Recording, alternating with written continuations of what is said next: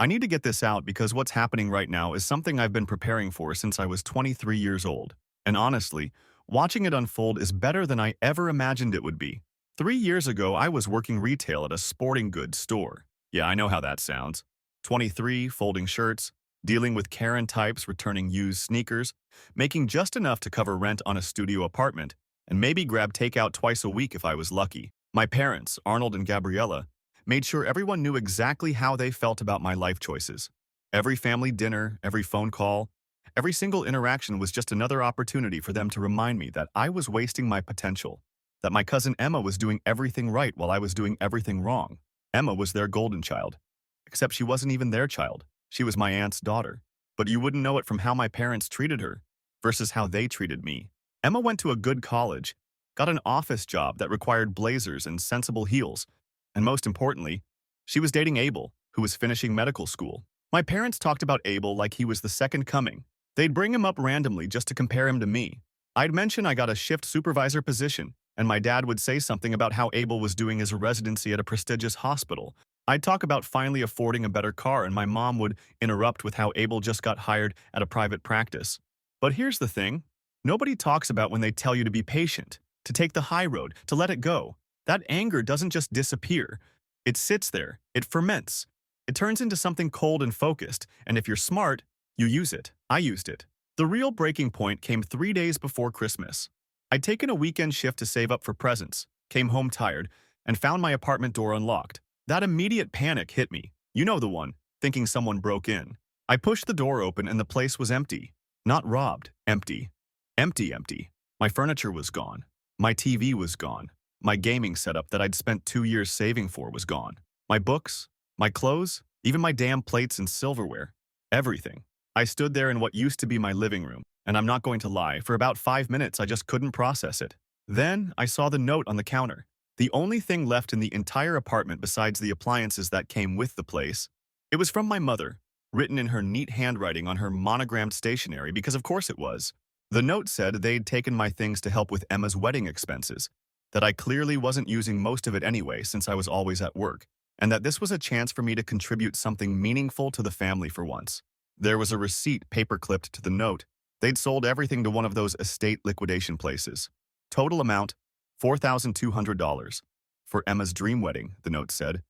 The wedding to Abel, the doctor, who presumably could afford his own wedding, but apparently my parents had promised to contribute and then realized they couldn't actually afford what they'd promised. I called them immediately. My dad answered, and I asked him what the hell they were thinking. He laughed. Actually, laughed. He told me I should be thanking them for finally giving me a reason to grow up, that maybe without all my toys I'd focus on getting a real job. He said the stuff was just weighing me down anyway, that I was too old to be playing pretend success with possessions I couldn't really afford. When I told him that was legally theft, that I could call the cops, he said go ahead, that they were my parents and they were helping me whether I liked it or not. Then he hung up on me. I showed up at their house an hour later. Christmas was in 3 days and they had family over already, including Emma and Abel. The whole scene was set up like a holiday movie. Tree in the corner, food everywhere, everyone dressed nice. I walked in and the conversation stopped. My mother saw me and got this look on her face like I was a stain on her carpet. She asked what I was doing there in this tone that made it clear I wasn't welcome. I asked where my stuff was. She said it was donated to a good cause, that Emma and Abel's wedding was more important than my video games and comic books. I told her those weren't comic books. They were first editions worth actual money, and that gaming setup cost me over $1,000. Emma spoke up then, said she was sorry it had to be this way, but family helps family, and that when I eventually got married, they'd help me too. That's when my dad dropped the real bomb. He announced to everyone there that I was the family disappointment, said it just like that in front of maybe 15 people. Said I was 23 working retail like a loser while Emma was marrying a doctor. Said maybe now I'd learn what real work ethic looked like. My aunt, Emma's actual mother, looked uncomfortable but didn't say anything. Abel just smirked and put his arm around Emma. And my mom, she actually sneered at me when she said I should be grateful they even invited me to the wedding after how I'd been acting. I didn't yell. I didn't argue. I just looked at each of them, one by one, making sure they saw that I was really looking, really remembering this moment. Then I smiled, turned around, and left. I heard my dad say something about me being dramatic as the door closed. That night I blocked their numbers. Blocked them on everything. Moved apartments 2 weeks later without telling them where. Changed my number. I went full no contact and I meant it. But here's what nobody tells you about going no contact with people who wronged you. You don't just move on. At least I didn't. Every single day since then, I remembered. Every morning I woke up on an air mattress in my new place because I had to start over from nothing, I remembered. Every time I had to choose between eating properly and saving money, I remembered. And I used it. I got angry, but I got smart about it. I started working 2 jobs, then 3. I took every shift, every opportunity, every chance to move up or move forward. I wasn't doing it to prove them wrong. I was doing it because I knew this wouldn't be the end of the story. People who treat you like that, who steal from you and mock you and humiliate you in front of everyone who matters to you, they always come back. They always need something eventually. And I was going to make absolutely sure that when they did, I'd be in a position to make them regret every single choice they'd made. I spent 3 years building myself up, got promoted to assistant manager, then manager. Used that to get a better job with a regional retail chain, then leveraged that experience into a operations coordinator position with a distribution company. Real salary, real benefits, real career path. Moved into a decent 1-bedroom apartment, bought a car that didn't make weird noises, started investing the money I was saving. Nothing fancy, just steady progress. All of it motivated by the clearest goal I've ever had in my life. The thing is, I wasn't just improving my life. I was preparing. I thought about them constantly. I imagined the day they'd need me. The day something would go wrong with their perfect narrative. I ran through scenarios in my head. What would I say? What would I do? How would I make sure they understood exactly what they'd lost when they chose Emma over me? My friends thought I'd moved on. I let them think that, but I hadn't moved on. I'd moved forward, which is different. Moving on means letting go. Moving forward means taking all that weight and using it to push yourself somewhere better, somewhere stronger, somewhere you can finally do what needs to be done. Last week I was at the gym, finishing a workout, when I noticed my phone had 6 missed calls from a number I didn't recognize. No voicemails at first. Then 2 more calls while I was in the shower. When I finally checked, there were 3 voicemails waiting. I didn't listen to them right away. I sat there on my couch, phone in my hand, and something in me just knew. 3 years. 3 years of silence. 3 years of being dead to them. And now, suddenly 6 calls in under an hour? I listened to the first voicemail. It was my mother, and I barely recognized her. The woman who sneered at me and called my belongings toys was crying, actually sobbing, saying my name over and over, begging me to call her back, saying it was an emergency, saying she was sorry, saying please, please, please, answer. The second voicemail was my dad. He wasn't crying, but his voice sounded wrong. Hollow, like someone had scooped everything out of him and left just the shell. He said they needed to talk to me, said it was about Emma and Abel, said things had gone very wrong and they didn't know what to do. The third voicemail was my mother again, barely coherent, saying something about Abel being gone, about money, about them losing everything. I sat there with my phone for maybe 20 minutes, just holding it. 3 years I'd waited for this, 3 years I'd prepared. And here it was, exactly like I knew it would be. They needed me. Something had gone catastrophically wrong with their golden child and her perfect doctor husband, and now they were calling the disappointment, the loser, the kid who worked retail and played with toys. I didn't call back. Not that night. Not the next day. Let them sit with it. Let them wonder if I'd changed my number again. If I even got the messages. If I cared at all whether they lived or died. Because here's what they still didn't understand. I didn't owe them a single thing. Not my time, not my help, not even basic human decency. They'd made that choice when they stole from me, when they humiliated me, when they made it clear that I was worth less than $4,000 and Emma's happiness. But I was curious. After 3 years of imagining this moment, I wanted to know exactly what had happened. So 2 days later, I called back from my work phone, number they wouldn't recognize. My mother answered on the first ring. The story came out in pieces, interrupted by crying and my dad trying to take the phone and my mother refusing to let go of it. Emma's perfect wedding had happened. Emma's perfect doctor husband had passed his boards. They'd moved into a house together, started their perfect life. And then, about 6 months ago, things started to go wrong. Abel had gambling debts. Not small ones. He'd been hiding it from everyone, including Emma, using credit cards and loans and apparently the money my parents had given them for the wedding. Update 1. Okay, so a lot of you have been asking for an update, and honestly, I've been sitting on this for a few days because I wanted to make sure I played this exactly right. Some of you messaged me saying I should just ignore them forever, and I appreciate that energy, I really do. But here's the thing. Ignoring them doesn't make them understand what they did. It doesn't make them feel it. And after 3 years of waiting for this moment, I wasn't about to waste it. So yeah, I called them back. From my work phone, like I said, number they wouldn't recognize. My mother answered before the first ring even finished. And the desperation in her voice was something I'd imagined 100 times, but hearing it for real was different, better, somehow. She started talking immediately, words tumbling over each other. She said she'd been trying to reach me for days, that she didn't know where I lived or worked anymore, that she'd been calling my old number and it was disconnected. She said they needed my help, that this was serious, that I had to understand they wouldn't be reaching out unless it was an emergency. I let her talk, didn't interrupt, didn't acknowledge any of it, just listened while she laid out the situation in pieces, each one more satisfying than the last. So here's what happened with Abel the Golden Doctor. Turns out he'd been gambling for years, way before he even married Emma. Sports betting mostly, some poker, some online casino stuff. During medical school, he'd racked up about 30,000 in debt, and instead of dealing with it like an adult, he just kept digging deeper. He'd take out a loan to pay off a credit card, then use the credit card again, then take out another loan. Classic spiral, right? But here's where it gets interesting. My parents, in their infinite wisdom and their desperate need to look good in front of the family, had given Abel and Emma $12,000 for the wedding. Not loaned. Gave. My mother said this like it was supposed to make me sympathetic. Like I was supposed to forget they'd literally stolen from me to contribute to this. She said they'd emptied their savings to help Emma have her dream day, that they'd wanted to give the young couple a good start. Abel took that $12,000 and put $8,000 of it on a college basketball game. Lost every penny. The remaining $4,000 went to wedding deposits, but then he had to take out more credit to cover the rest of the wedding expenses because the money was gone. Emma didn't know any of this, by the way.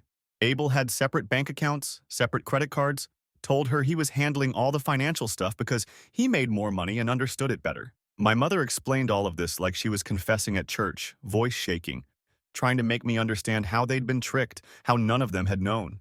I stayed quiet, let her keep going. After the wedding, things got worse. Abel passed his boards, got his job at the private practice, started making actual doctor money. You'd think that would help, right? Nope. More income just meant he could bet more. He was losing thousands of dollars a week. He'd convinced Emma they needed to live modestly while they paid off his student loans, so she didn't question why they couldn't afford the lifestyle his salary should have supported.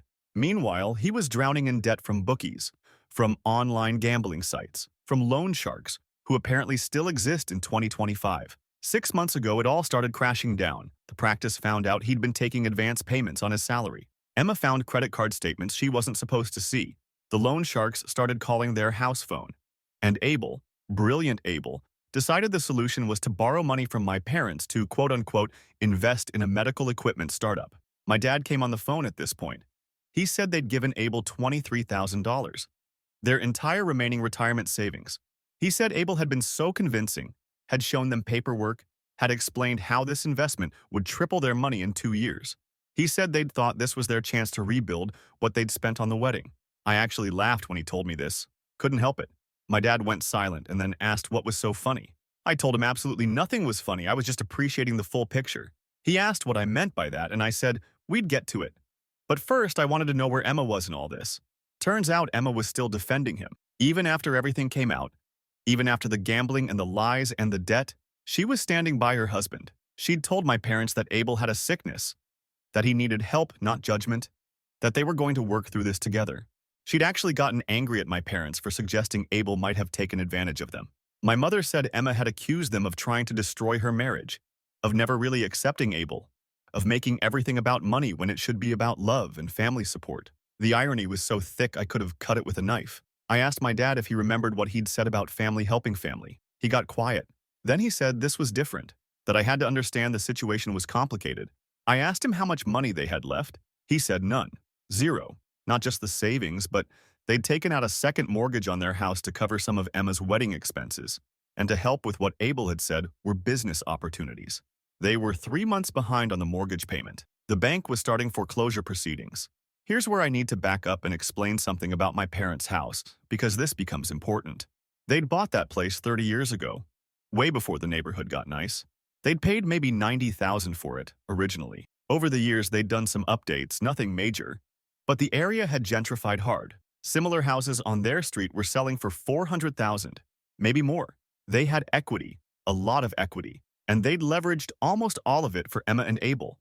My mother said they were going to lose everything. She said the house would go to auction in 2 months if they couldn't catch up on the payments. She said they had nowhere to go, that my dad was 61 and she was 59, and they couldn't just start over? She said they'd already applied for personal loans, but their credit was destroyed because of all the borrowing. She asked if I could help them. She actually used those words. Can you help us? I asked her what kind of help she was looking for. She said money, obviously, that they needed to catch up on the mortgage payments, that it would be about $11,000 to get current plus penalties. She said if I could loan them that, they'd pay me back as soon as they sold some things, as soon as they figured out their situation with Emma and Abel. I told her I wasn't loaning them anything. She started crying again, asking why I was being so cruel. Didn't I understand they were my parents? Didn't family mean anything to me? I reminded her that she'd said the exact same thing to me 3 years ago when she'd stolen everything I owned. She went quiet. Then she said that was different. They'd been trying to help Emma, trying to do something good. I asked her if she remembered what else she'd said that Christmas. She said she didn't understand what I meant. I told her to think about it, to really think about what my dad had said to me in front of everyone. She started to say something, but I cut her off. I told her my dad had called me the family disappointment, had said I was working retail like a loser, had mocked me for having possessions I couldn't afford. My dad took the phone back. He said they were sorry about that they'd been frustrated with me, that I had to understand they just wanted me to be more ambitious. He said they could see now I'd done well for myself, that I'd proven them wrong, that they were proud of me. He actually said that. Proud. I asked him if he was proud when he sold my stuff without asking. If he was proud when he laughed at me for being upset about it. If he was proud when he chose Emma over his own son. He didn't answer that. He just said they needed help now. That the past was the past. That we were family, and family forgives. Here's where I started asking specific questions. I asked how much the house was worth. My dad said probably $380,000 in current market. I asked how much they owed. He said about $240,000 between the original mortgage and the second one. I asked what else they owned outright. He listed off 2 cars, both older models, probably worth maybe $15,000 combined. I asked about retirement accounts. He said they'd cashed those out to pay some of Abel's debts before they knew the full extent of the situation. Then I asked about Emma and Abel. Where were they living? My dad said they had an apartment across town, that Abel was still working, but most of his salary was going to debt payments. I asked if Emma was working. He said yes, she'd kept her office job. I asked if they were helping my parents at all financially. Long silence. Then my mother said Emma had her own struggles right now, that she was trying to keep her marriage together, that they couldn't ask her for money when she was going through so much. I let that sit there for a minute. Just let them hear what they'd said. Their daughter was losing her house, her retirement, everything she'd worked for, and Emma couldn't help because she was too busy supporting the man who'd caused all of it. I asked what they expected me to do. My mother said if I could just help with the mortgage payments for a few months, they could sell the house, downsize to something smaller, use the equity to stabilize. She said they'd pay me back from the proceeds of the sale. She promised they would. I told them I'd think about it. My dad asked how long I needed to think. I said I'd let them know. He started to argue and I hung up. Now here's what they don't know. What they couldn't know because they'd spent 3 years not knowing anything about my life. I'd been saving aggressively since I moved out of that empty apartment. Between my salary increases and living below my means, I had about $47,000 in savings and investments. Could I afford to give them $11,000? Yeah, actually, I could. Would it hurt my finances? Sure. Would it feel amazing to be the one with the power to save or destroy them? Absolutely. But I wasn't going to just hand it over. That would be too easy. That would let them off without really understanding what they'd done. I needed them to feel every bit of what I'd felt standing in that empty apartment. I needed them to wait, to wonder, to beg. I didn't call them back for 5 days. Let me tell you, those 5 days were perfect. I went to work, went to the gym, went about my normal life, all while knowing they were sitting in that house terrified, checking their phone every 5 minutes, wondering if I was going to help or if they were going to lose everything. My mother called twice more from different numbers. I didn't answer. She left voicemails that got progressively more desperate. The second one ended with her saying they had 43 days until the foreclosure auction. The third one said my dad had been having chest pains from the stress. That one almost made me laugh. Stress. They wanted to talk to me about stress. On day 6, I called them back. My mother answered and immediately started talking about how worried she'd been, how she thought I'd decided not to help, how they were running out of time. I told her I had some conditions. She went quiet. Then she said anything. They'd agree to anything. I told her I wanted an itemized list of every debt they had, everything they owed, to whom, with what terms. I wanted documentation of the house value, what they owed on it. I wanted bank statements showing where their money had gone, and I wanted a written acknowledgement of what they'd done to me 3 years ago. My dad got on the phone and asked what I meant by acknowledgement. I spelled it out for him. I wanted them both to write down, in detail, what they'd taken from me, why they'd taken it, how they'd justified it, and what they'd said to me about it. I wanted them to describe calling me the family disappointment. I wanted them to acknowledge selling my possessions without permission. I wanted it dated and signed. He asked why that mattered now. I told him it mattered to me, and if they wanted my help, they'd do it. He tried to argue that they'd already apologized, that making them write it all out was cruel. I reminded him that they hadn't actually apologized, they'd just said the past was the past.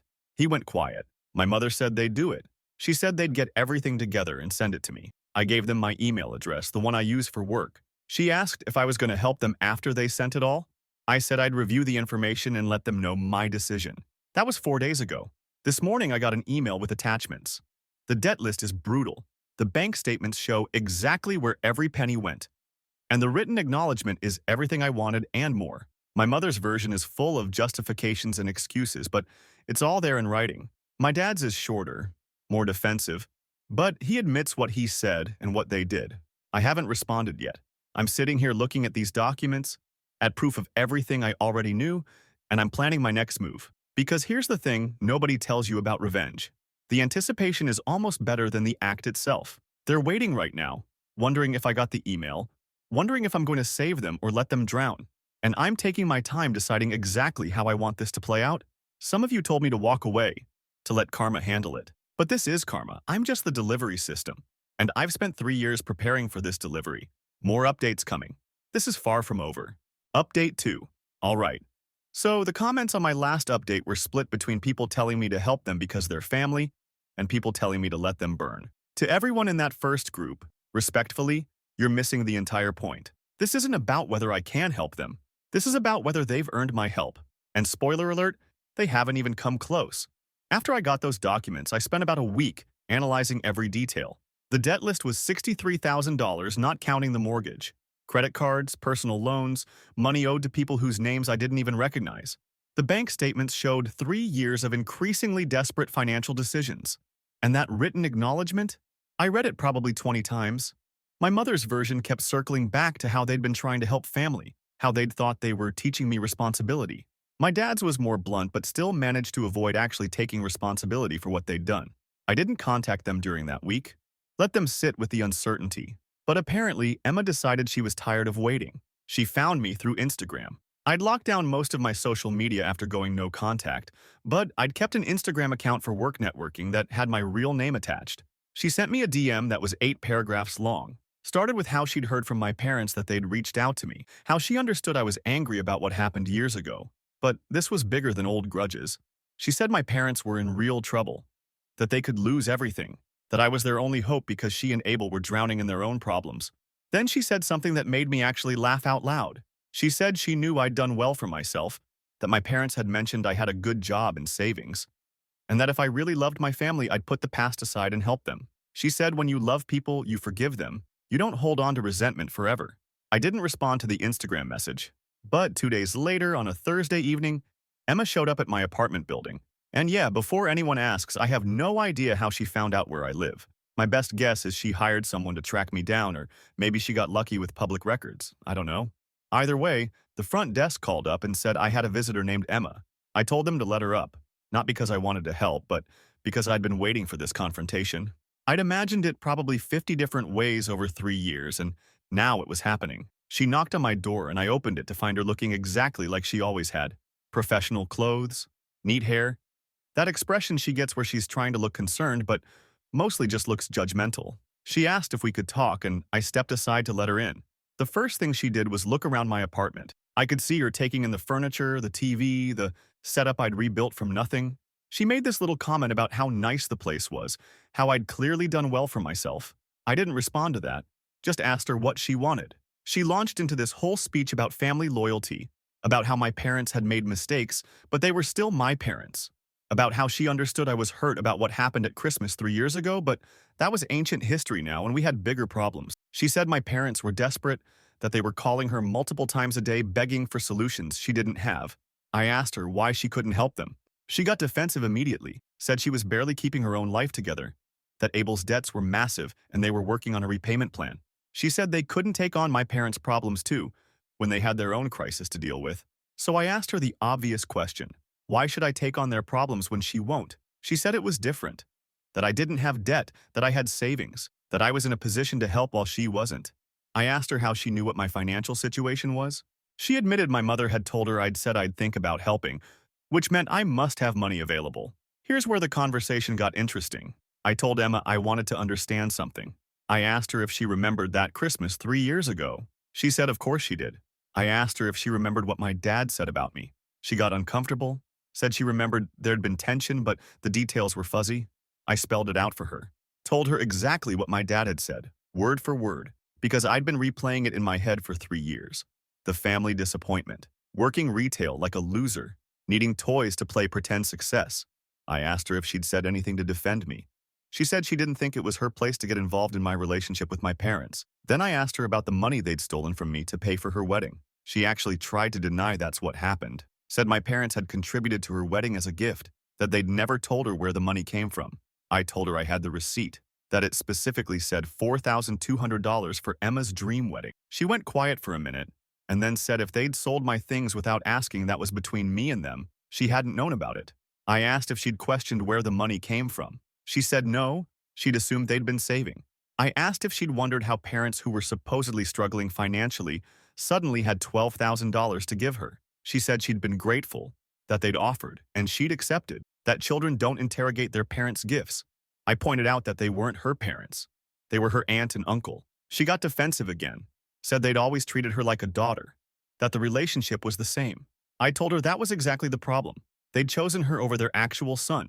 She switched tactics then, said I was being vindictive, that I was punishing people for things they'd apologized for. I asked when they'd apologized.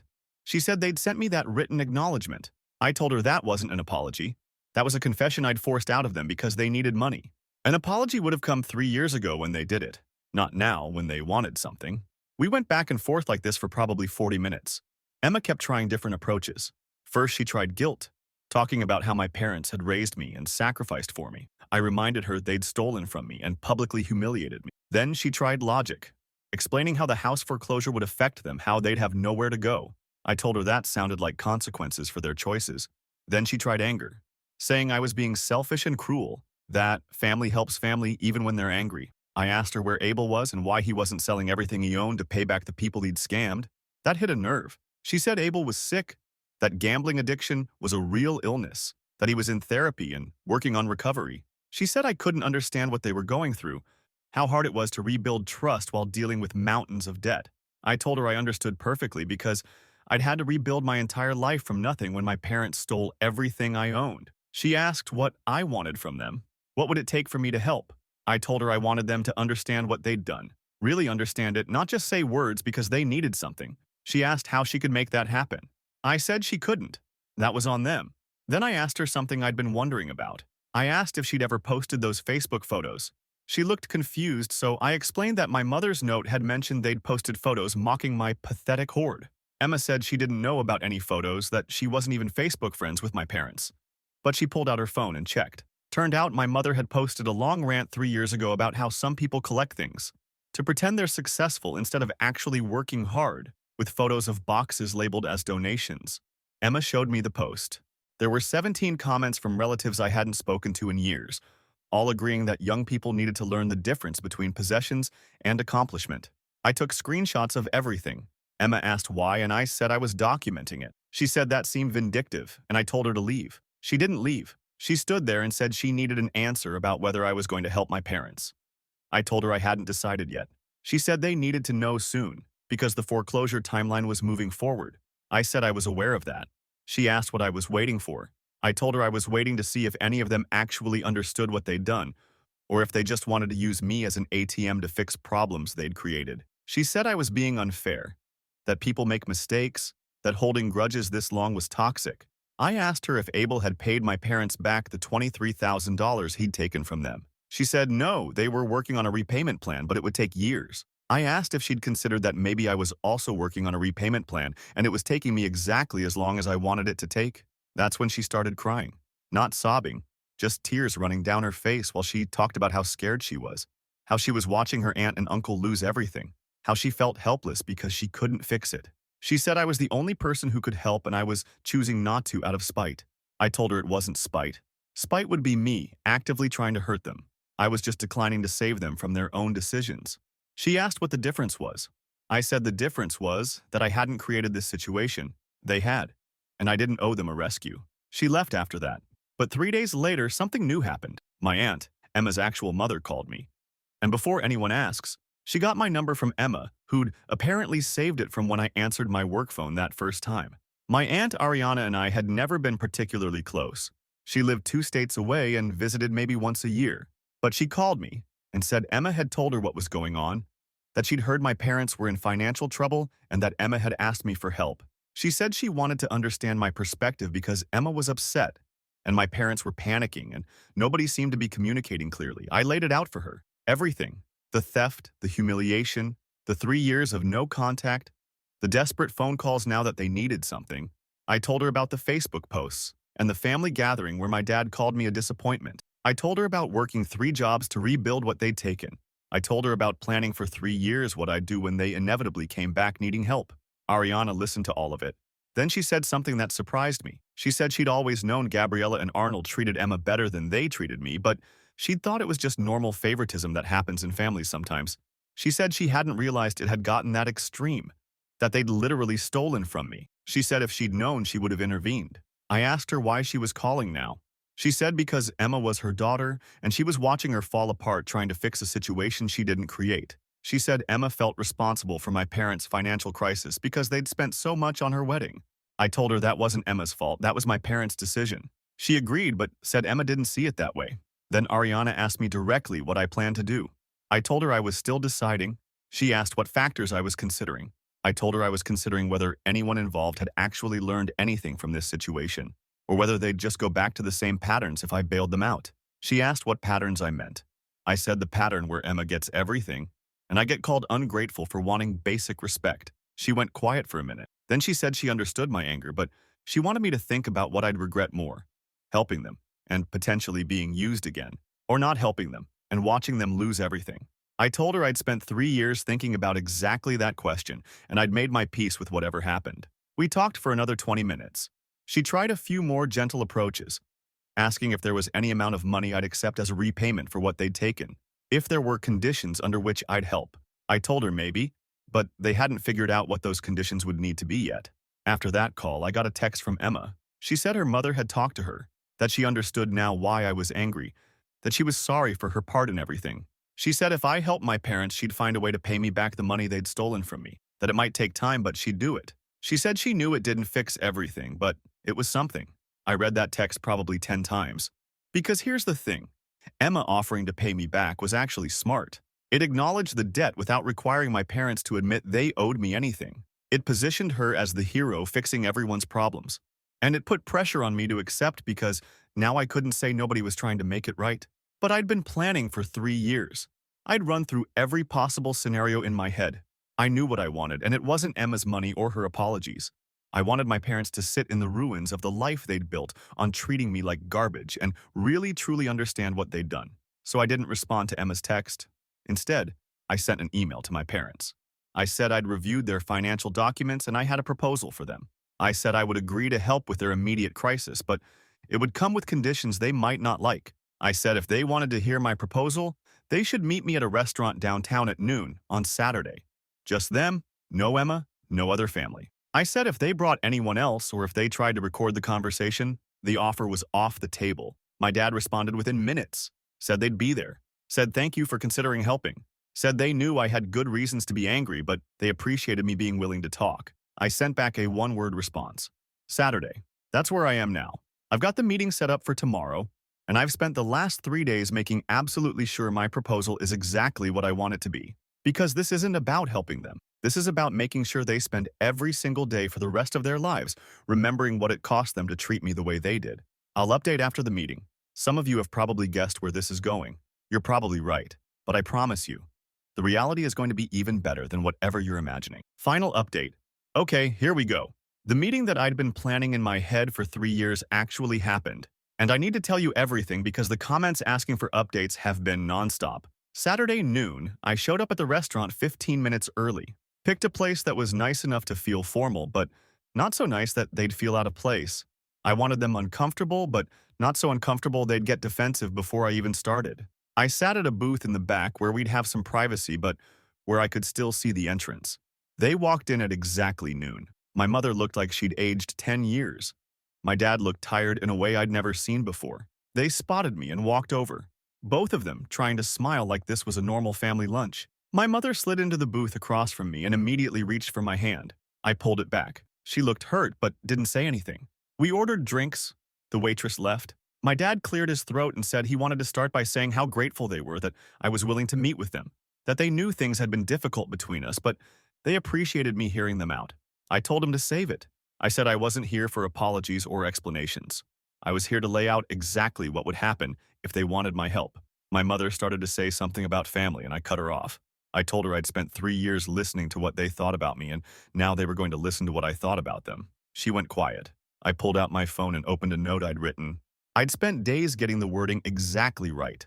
I told them I'd reviewed their financial documents and I understood their situation completely. They owed $11,000 to catch up on mortgage payments, plus they had $63,000 in other debts. Their house was worth about $380,000 and they owed $240,000 on it. That left them with about $140,000 in equity once the house sold, minus selling costs and realtor fees, so probably $120,000 net. My dad asked where I was going with this. I told him to let me finish. I said I would agree to pay the $11,000 to catch up their mortgage payments. I would also agree to pay their property taxes for the next year, which they were also behind on, another $4,000. That's $15,000 total. But it would be structured as a loan, not a gift, and it would come with terms. My mother's face lit up. She started to thank me and I held up my hand. I said she needed to hear the terms before she thanked me. First term. The loan would be at 8% interest compounded monthly. They'd have 5 years to pay it back. That meant their monthly payment to me would be about $304. I had the amortization schedule printed out and I slid it across the table. My dad looked at it and said that was a really high interest rate, that family loans shouldn't have interest at all. I reminded him that they'd taken $4,200 from me 3 years ago and never paid it back or apologized. So this was actually generous compared to what they'd given me. Second term, the loan would be secured by a lien on their house. That meant if they sold the house, I'd be paid back in full from the proceeds before they saw any money. If they defaulted on payments to me, I could force the sale of the house. My dad said that wasn't necessary, that they'd pay me back. I said then, the lien shouldn't be a problem. Third term, they would make a public post on Facebook apologizing for what they'd done to me 3 years ago. Not a vague post about family misunderstandings. A detailed post explaining that they'd taken my belongings without permission, sold them, used the money for Emma's wedding, and publicly humiliated me at Christmas. They would tag me in the post. They would leave it up permanently. They would not delete or limit who could see it. My mother said that was humiliating. I told her she'd had no problem humiliating me 3 years ago when she posted about donations and pathetic hoards. She said that was different. I asked how. She didn't have an answer. Fourth term, they would pay me back the original $4,200 they'd taken from me, separate from the new loan, with interest calculated from the date they took it. Using the same 8% rate compounded monthly over 3 years, that came to about $5,300. They could pay that in installments over the 5-year loan period, which meant their actual monthly payment to me would be about $392 total. My dad said they couldn't afford that on top of their other debts. I told him that was his problem to solve. I said he should ask Emma and Abel for help since they were the reason for the debt in the first place. He said Emma couldn't help. I said then they'd need to figure something else out. Fifth term, they would cut off all financial support to Emma and Abel immediately. No money, no loans, no covering expenses, nothing. If I found out they'd given them anything, the loan would be called due in full. My mother said they couldn't abandon Emma when she was struggling. I said they'd had no problem abandoning me when I was struggling, so they clearly knew how it worked. I sat back and waited while they processed all of this. My dad read through the printed terms twice. My mother just stared at me. Finally, my dad said this felt like punishment, not help. I told him it was both. I was helping them keep their house, and they were being punished for stealing from me and treating me like garbage for 23 years. My mother started crying. She said she understood I was angry, but this was cruel, that they were desperate, and I was taking advantage of that. I asked her if she remembered being desperate when I was 23 and she'd taken everything I owned. She said that wasn't the same. I asked her to explain the difference. She said they'd been trying to help Emma have a good start in life. I told her they'd been trying to look good in front of family by funding a wedding they couldn't afford, and they'd stolen from their own son to do it. My dad tried a different approach. He said the interest rate was too high, that they couldn't make those monthly payments on top of everything else they owed. I told him to sell the house then. He said they needed somewhere to live. I said they could rent an apartment like I'd had to do. He said they were too old to start over like that. I reminded him I'd been 23 with literally nothing, and I'd managed. We went in circles like this for probably an hour. They tried to negotiate every single term. They wanted the interest rate lower. I said no. They wanted to skip the Facebook post. I said absolutely not. They wanted the secured lien removed. I said that was the only way I'd protect my investment. They wanted permission to keep helping Emma. I said if Emma needed help, she could ask me directly and I'd consider it on a case-by-case basis. That last one made my mother angry. She said I had no right to control their relationship with Emma. I said I had every right to control what happened with my money. And if they wanted my money, they'd follow my rule. She said this wasn't about money. It was about me trying to come between her and her niece. I told her she'd come between herself and her son 3 years ago when she chose Emma over me, so she clearly understood how that worked.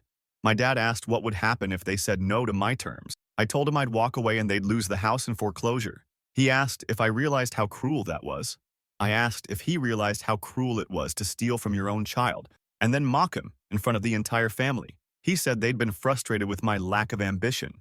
I told him my lack of ambition had turned into a career in savings while Emma's doctor husband had gambled away his future, so maybe his assessment of ambition was garbage. That hit hard. My mother defended Emma immediately, said Abel's problems weren't Emma's fault. I agreed. I said Emma's only fault was being the golden child who could do no wrong, while I was the disappointment who could do nothing right. My mother said that wasn't true. They'd always loved me. I asked her to name one time in my adult life when she'd defended me or supported me or chosen me over Emma. She couldn't. The waitress came by and asked if we wanted to order food. My parents said no. I ordered a burger because I wasn't going to let this ruin my lunch. After the waitress left, my dad tried one more time.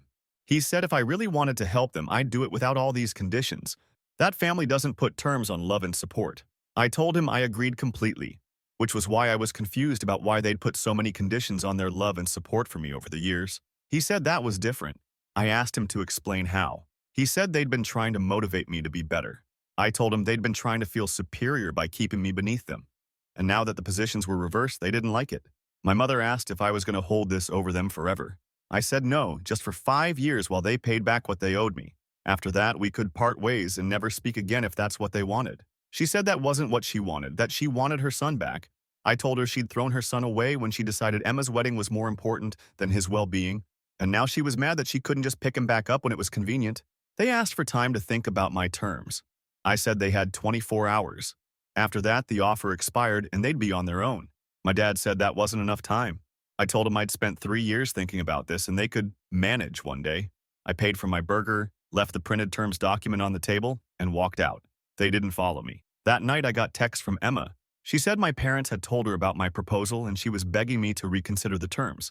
She said the Facebook post requirement was unnecessary and vindictive. She said cutting off their support to her and Abel would destroy their marriage because they were already drowning. She said the interest rate was predatory. I didn't respond to any of it. The next morning, Ariana called me. She said Emma had called her crying, that my parents were devastated, that everyone was asking her to talk sense into me. She asked if I really meant to go through with all the conditions or if I was just trying to make a point. I told her I meant every word. She asked why I needed them to make a public Facebook post. I told her because they'd made a public Facebook post 3 years ago mocking me, and turnabout was fair play. She said 2 wrongs don't make a right. I told her I wasn't interested in being right, I was interested in them understanding what they'd done. She tried to convince me to at least drop the requirement about cutting off Emma. She said Emma was her daughter and watching her struggle was killing her. I told her I understood completely, which was why I was confused about why my parents hadn't cared when I was struggling. She said I was being deliberately obtuse, that my situation had been different. I asked her to explain how my parents stealing from me and humiliating me was different from Abel stealing from my parents and humiliating them. She went quiet. I told Ariana something I'd realized over the 3 years of no contact. I told her that people who treat you badly will keep treating you badly as long as you let them. And the only way to stop it is to change the dynamic completely. I said my parents had treated me like garbage because they could, because I'd always been there to take it, because I'd never had the power to make them face consequences. Now I had that power, and I was using it. She said that sounded like revenge, not justice. I told her maybe those things were the same when the people who hurt you refused to acknowledge what they'd done. The 24-hour deadline passed at noon on Sunday. At 12:03, my dad called. He said they'd agree to my terms. All of them. Even the Facebook post. Even cutting off Emma. He said they didn't have a choice. I told him I'd have the loan documents drawn up and ready to sign by the end of the week. He asked if I'd give them the money before they made the Facebook post. I said no. Everything happened simultaneously or not at all. He said they'd do it. I hired a lawyer to draw up the loan documents properly. Cost me $800, but it was worth it to make sure everything was legally binding. The lien on the house, the repayment terms, the default clauses, all of it airtight. My parents signed everything on Thursday evening at the lawyer's office. They looked miserable the entire time. The next morning, my mother made the Facebook post. I watched it go live from my apartment. She'd written exactly what I'd required, explaining what they'd done, apologizing to me by name, admitting they'd been wrong. She tagged me. Within an hour, there were 43 comments, most of them from relatives asking what the hell had happened, some of them supportive of me, some of them saying my parents were brave for admitting their mistakes. Emma commented saying this was a private family matter that shouldn't have been made public. 3 people responded to her comment pointing out that my parents had made it public 3 years ago when they'd posted about donations and hoards. Emma deleted her comment. I transferred the $15,000 to my parents' bank account that afternoon. They made the mortgage payment and paid the property taxes. The foreclosure proceedings stopped. They had their house for now. But every month for the next 5 years, they'd owe me $392, and if they missed a payment, I could take the house.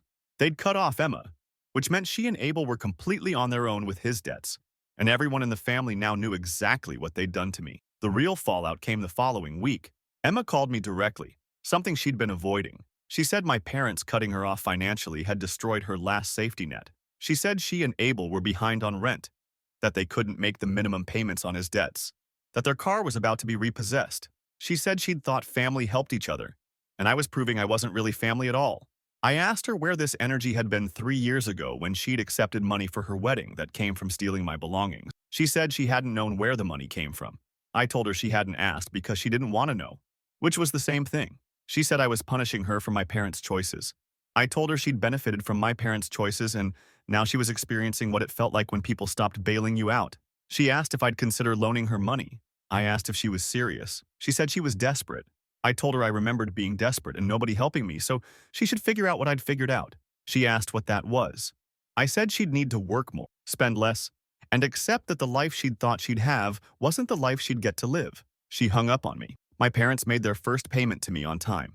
$392, exactly as specified in the loan documents. My dad included a note with the payment asking if we could have dinner sometime to try to rebuild our relationship. I didn't respond. 2 weeks after that, Ariana called to tell me Emma and Abel were separating. Abel had apparently gotten into more gambling debt and Emma had finally hit her limit. She'd moved back in with Ariana temporarily. Ariana said Emma was devastated and asking if I'd reconsider helping now that she'd left Abel. I said no. Ariana said I was being heartless. I said I was being consistent. Here's the thing nobody wants to admit about families like mine. They function on an unspoken agreement that some people matter more than others. My parents mattered more than me. Emma mattered more than me. Abel mattered more than me. And as long as I accepted that hierarchy, everyone was happy. But the second I refused to accept it, the second I demanded to be treated with the same consideration they gave Emma, suddenly I was the problem. Suddenly I was cruel and heartless and vindictive. The truth is that I'm not any of those things. I'm just someone who spent 3 years being very, very angry, and who used that anger to build a life where nobody could ever treat me like that again. When they came back needing help, I gave them exactly the kind of help they'd given me. Conditional, humiliating, designed to remind them every single day that they'd made a choice and they had to live with it. My parents are making their payments. They'll keep making them for 5 years and every single payment will remind them of what they did. Emma is starting over in her mother's house, working her office job, probably figuring out that marrying someone for their potential instead of their character was a mistake. Abel is somewhere else dealing with his addictions and his debts. And I'm here, in my apartment that I furnished myself, working a job I earned myself, with savings I built myself, watching all of it unfold exactly the way I'd planned. Some of you are going to say I should have been the bigger person, that I should have helped them without conditions. That family means forgiving people even when they hurt you. And maybe you're right. Maybe I am cruel and vindictive and heartless. But I stood in an empty apartment 3 years ago with nothing but an air mattress and a note explaining that my parents had stolen everything I owned to fund someone else's dream, and I decided right then that they would pay for what they'd done. They're paying now, every month for the next 5 years. And honestly, it feels exactly as good as I thought it would.